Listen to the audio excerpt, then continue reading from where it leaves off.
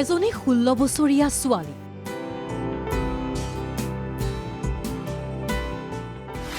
চণ্ডীগড়ৰ স্কুলীয়া ছাত্ৰীজনীয়ে গঢ়িছে এক বিশ্ব অভিলেখ। ছোৱালীজনীৰ কাৰ্য দেখিলে আপুনিও হ'ব সন্মোহিত।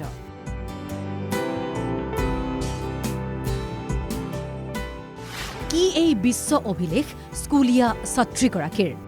আজিৰ যুৱ সমাজৰ মাজত ব্যাপক জনপ্ৰিয়তা লাভ কৰিছে ৰোলাৰ স্কেটিঙে।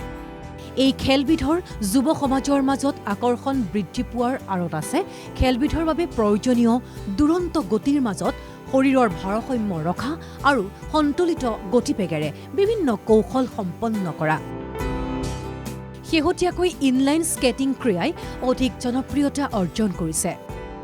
স্কুলীয়া ছাত্ৰী জাহ্নভী জিন্দালৰ বিশ্ব অভিলেখ 30 ছেকেণ্ডৰ ভিতৰত 360 ডিগ্ৰী কোণত 27 পাক ঘূৰি এই অভিলেখ।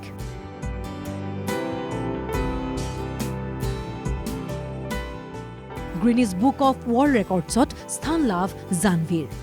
স্কেটছত ভাংৰা নাচি আন এক অভিলেখো গঢ়িছে জাহ্নভী জিন্দালে।